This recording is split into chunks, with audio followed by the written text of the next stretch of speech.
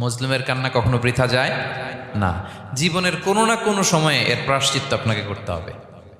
কিয়ামতের দিন আল্লাহর সুপ্রিম কোর্টের কাঠগড়ায় হিসেব দিতে হবে। আর এই জালিমিনদেরকে আল্লাহ তাআলা পছন্দ করেন না।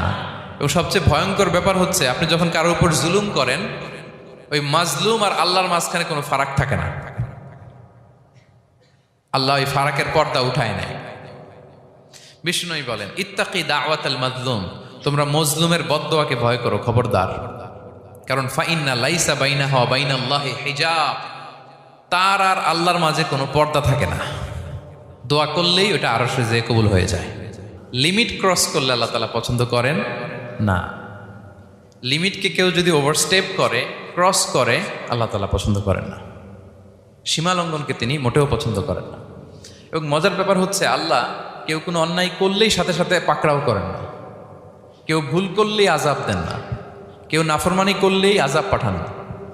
আল্লাহ অনেক সময় দেন, অনেক সময় দেন। শুধরে যাবার অনেক টাইম সে পায়, তারপরও যখন সে লিমিট ক্রস করে তখন আল্লাহ ধরেন। আল্লাহ সব সময় ধরে না, ধরলে ছাড়ে না। ধরে ধরে ধরে না, ধরলে আল্লাহ ছাড়ে না। আল্লাহ সব সময় ধরবে না।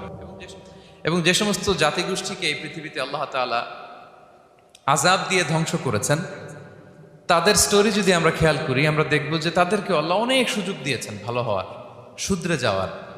কিন্তু তারা আল্লাহর আদেশ অমান্য করতে করতে করতে করতে যখন লিমিট ক্রস করে ফেলছে, একটা সব কিছুর একটা লিমিট থাকে, কি বলেন?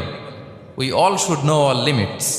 আপনাকে জানতে হবে যে আপনি কতটুকু পর্যন্ত করতে পারবেন, কতটুকু আপনার সীমানা। You should know your limit.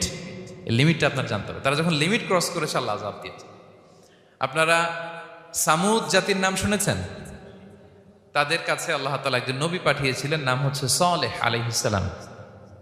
আল্লাহ নবী সালেহ আলাইহিস সালাম, তিনি তাদেরকে দাওয়াত দিলেন যে, হে আমার জাতিগোষ্ঠীর লোকেরা, এক আল্লাহর ইবাদত করো। তারা অবাধ্য হলো। তিনি সত্যের পথে আহ্বান করলেন, তারা এই কথা শুনলো না। একটার পর একটা আল্লাহর পায়গাম আসে, তারা অবাধ্য হয়, তারা অবাধ্য হয়, তারা আল্লাহ তাআলার আদেশকে মানে না। সবশেষে সামুদ গোত্র, তারা আবার খুব শক্তিশালী ছিল। তারা পাহাড় কেটে আর্কিটেকচার করে, ডিজাইন করে কিভাবে আবাসন তৈরি করতে হয় পাহাড়ি এলাকায়, মাউন্টেইন এলাকায় কিভাবে আবাসন তৈরি করতে হয়, এটার ব্যাপারে এক্সপার্ট ছিল। কিন্তু তারা সালেহ আলাইহিস সালামকে বলল, সালেহ, তুমি পাগল, তুমি জাদুকর, তুমি যে আল্লাহর কথা বলছো আমরা মানবো এক শর্তে, যদি এই পাহাড়ের ভেতর থেকে 10 মাস